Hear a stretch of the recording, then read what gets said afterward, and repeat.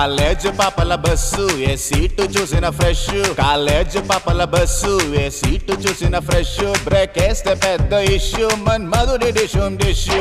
చింతాక్ తక్ చితాక్ చితాక్ చింతాక్ తక్ తా, చింతాక్ తక్ చితాక్ చితాక్ చింతాక్ తక్ తా.